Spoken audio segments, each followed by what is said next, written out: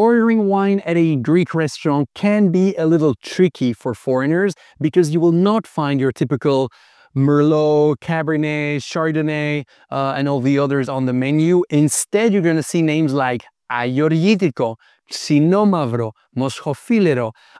You have no idea what those are, and that's because over 90% of Greek winemakers grow indigenous, so local varieties, rather than the international grape varieties most people are familiar with. So the point of this video is for you to learn which grape varieties are the best and what food to pair them with. Let's start with the whites. First, there's the Assyrtiko. The Assyrtiko grape variety is native to the island of Santorini.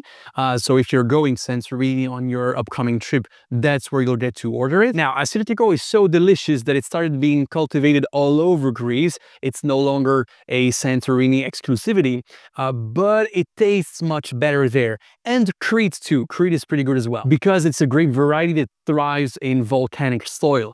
And Santorini being a volcano, it's the perfect match. Now, Assyrtiko is by far the driest white wine you'll find in Greece, pretty similar to a French Riesling or a Sauvignon Blanc, but even drier. There's also plenty of citrus notes, lemon, grapefruit, all of that.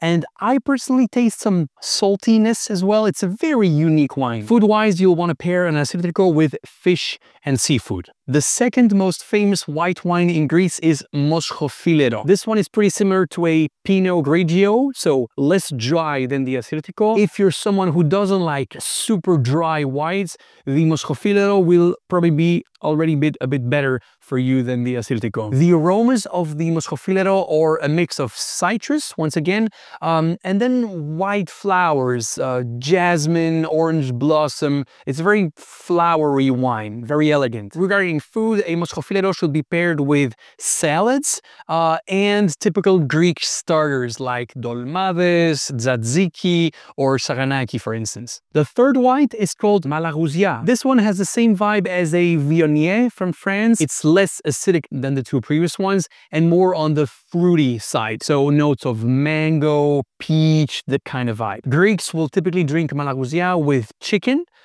or with spicy foods like tyrokaftery, for instance, which is a spicy cheese spread. All right, let's talk about the reds now. Agiorgitiko is by far the most cultivated and consumed red wine in Greece. It's mostly grown in the Nemea region, Greece's most highly rated wine region, a bit like Bordeaux in France or Napa Valley in the US. It's a very balanced and easy to drink red wine, so you have very soft tannins, aromas of cherry, blackberry. It's a bit like a Merlot or a Cabernet, so it's a very pleasant wine. I don't know anyone who doesn't like Agiorgitiko. That one will be perfect for cooked meat dishes, so stuff like moussaka, slow-cooked lamb, or a beef stew, for instance. The other very popular Greek red is Xinomavro. This one is much more tannic and acidic, so it's not for everyone. It definitely needs to age a bit before being consumed. In other words, if you see on a restaurant menu that their Xinomavro is only 2 or 3 years old, it's going to be very tannic. Xinomavro is very similar to the Barolo they produce in Italy, in case you've ever tried one. If not, just imagine like a Pinot Noir, but spicier and way more tannic. You'll find notes of sun-dried tomatoes, olives, leather, that kind of stuff. Very different from the previous one. Greeks order Xinomavro when they're eating very meaty dishes, stuff like lamb chops, sausages, or tomato-based recipes like the famous slow-cooked rooster with tomato sauce that Greeks love so much. Next, we have a very atypical wine which you probably won't love, but it's still a very interesting one to try because it's so unique and very historical. That wine is the Retsina, which is a dry white wine with a strong pine resin flavor. Now, why the hell would wine taste like pine resin? Well, because there's pine resin in it. Ancient Greeks would coat the inside of the amphoras with that resin in order to make it more airtight. Because ceramic is a bit porous. It's not perfectly airtight like plastic or glass. And since ancient Greeks had not invented glass or plastic yet, ceramic was the only thing they could use to store wine. And so over time, the wine would get oxidized because all the air would be coming in and out of this amphora, and that would slowly degrade the wine's taste. But if you coat that amphora with resin, problem solved. It's now airtight.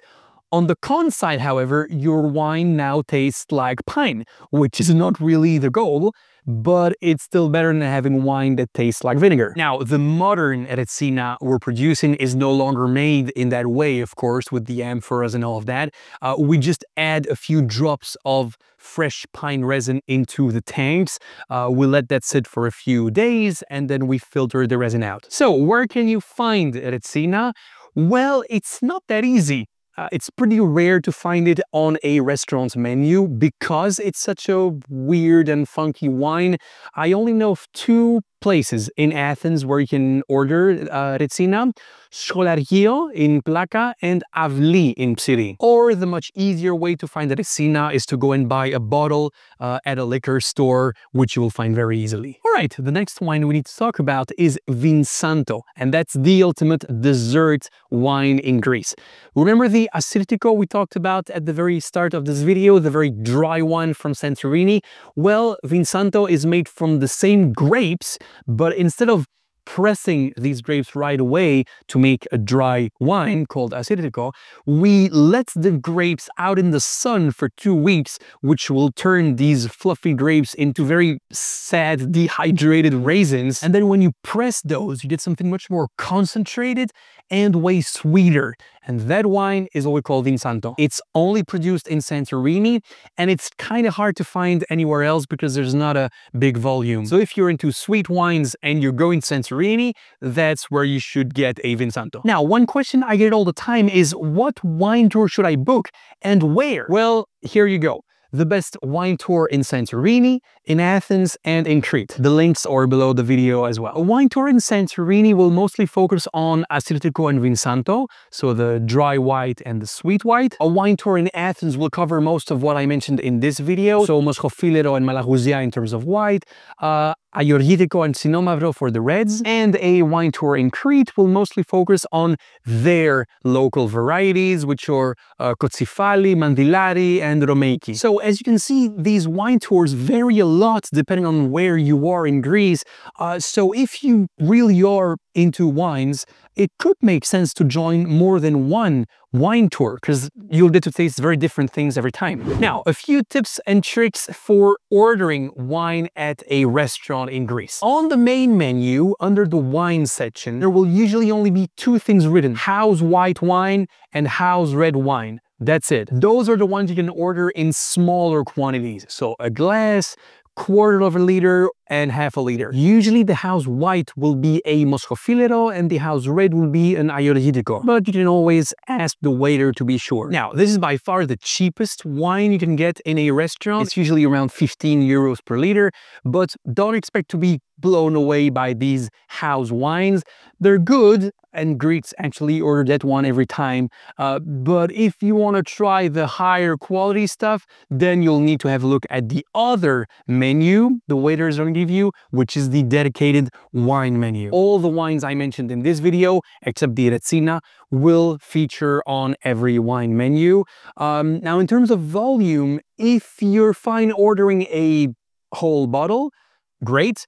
You'll have a very wide variety of options, and bottles are usually around 25 to 40 euros. If you want to order just a glass, that's also possible, but there will only be like 3 or 4 wines out of the whole menu that you are allowed to order by glass. So you don't have that many options. And the price for that would be anywhere between 5 to 10 euros for 1 glass. Now, I mentioned Santorini a few times in this video, but I didn't go into details on why Santorini is so famous and so prestigious when it comes to wines. So if you haven't already, make sure to check out this video. And if you want to know what's my favorite island in Greece, the answer is Crete. I can already tell you that, and I explain why in that video. And there you go. That's it for today. Hope you liked it. See you next one. Bye.